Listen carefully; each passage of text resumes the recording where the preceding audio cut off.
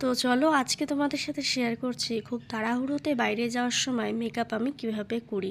Moisturiser অনেক আগেই apply করা ছিল, তাই আমি ফেস সিরামটা আবার অ্যাপ্লাই করে নিচ্ছি। আমার প্রচণ্ড ড্রাই স্কিন, তো ক্র্যাক করার সম্ভাবনা অনেক বেশি। আমি যেটা ইউজ করব আমার নিজের বানানো একটা মিক্সড ফর্মুলা বলতে পারো। এটা ইউজ করলে খুব সাটেল একটা লাইট এফেক্টের মেকআপ হয়, খুব লাইট কভারেজ এবং এটা লং লাস্টিংও হয়, যেটা আমাদের দরকার। সেলফ মেকআপে তো সবসময় হাই কভারেজের মেকআপের দরকার হয় না, একটু সময় আমাদের মিডিয়াম কভারেজ বা বিল্ডেবল কভারেজের দরকার হয়। সেরকমই একটা এফেক্ট দেবে।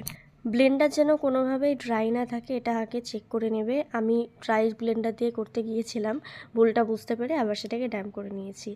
তো ব্লেন্ডার ড্রাই হওয়ার কারণেই কিন্তু ফাউন্ডেশন অনেক সময় ব্লেন্ড হতে চায় না, অথবা ব্লেন্ডারে বেশি জল থাকার কারণেও মেকআপটা কাদা কাদা হয়ে থাকে ওপরের অংশটায়। তো সেদিকে অবশ্যই খেয়াল রাখবে। আর এই যে মিক্সড ফর্মুলাটা আমি তোমাদের দেখাচ্ছি, যেটা দিয়ে মেকআপ করছি, এটা খুবই হেল্প করে আমাকে, কারণ সবসময় তো হাতে বেশি সময় থাকে না, তাই এটা অনেকটা আমার টাইম সেভ করে। কম্প্যাক্ট আমি ইউজ করছি ফরএভার 52।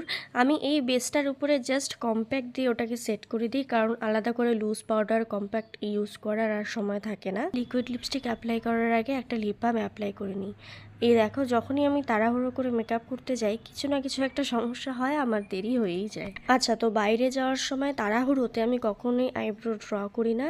আমি মাস্কারা দিয়ে জাস্ট আইব্রোটা কম করে নিই। আইলাইনার পরা তোমাদের কী বা দেখাবো, তবে আইলাইনার পরার পরে আমি ওটাকে হালকা একটু স্মাচ করে দিই, যাতে এই মেকআপের সাথে একটু মানানসই হয়। বেশিরভাগ সময় আমার স্মাচ করা আইলাইনার পরতে খুবই ভালো লাগে।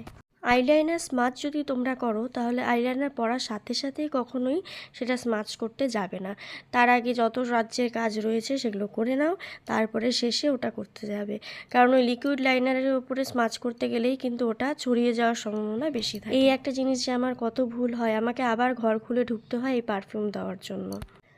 আমি লোয়ার ল্যাশ লাইন ড্র করছি, তবে খুব যে নেসেসারি তা নয়। আমি যে ব্লাশার প্যালেটটা অ্যাপ্লাই করলাম, সেখান থেকেই একটা নিউড কালার নিয়ে লোয়ার ল্যাশ লাইনটা করছি, এই মেকআপটার সাথে একটু মানানসই করার জন্য বা এটাকে একটু নিউট্রালাইজ করার জন্য। আচ্ছা, সেলফ মেকআপ করার সময় এই গান করাটা আমার একটা বাজে অভ্যাস আছে, সেটার জন্য অনেক সময় মেকআপ এদিক ওদিক হয়ে যায়, তবে গান করাটা থামানো যাবে না।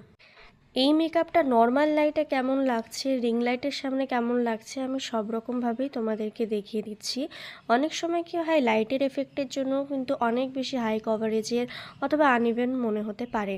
তো আমি তোমাদের নর্মাল লাইটেও দেখিয়ে দিচ্ছি, এটা কিন্তু খুব একটা বেশি হাই কভারেজের না, নর্মাল একটা সাটেল কভারেজ। আর কোথাও যাওয়ার আগে সব হয়ে যায়, শুধু প্রবলেমে পড়তে হয় হেয়ার স্টাইল নিয়ে, যে চুলটা কিভাবে রাখবো, খোলা রাখবো কি না।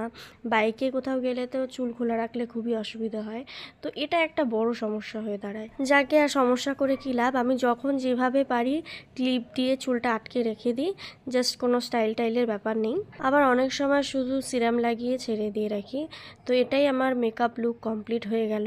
এবার কাছের থেকে তোমাদেরকে দেখিয়ে দিচ্ছি রিং লাইট ছাড়া নর্মাল লাইটে তোমাদেরকে কেমন লাগবে বেসটা, সেটাও একবার দেখিয়ে দিচ্ছি। তোমাদের যদি জানতে হয় আমি ওটা কিসের মিক্সার ইউজ করলাম, আমাকে কমেন্ট সেকশানে জানাবে। চলো আজকের মতন টাটা।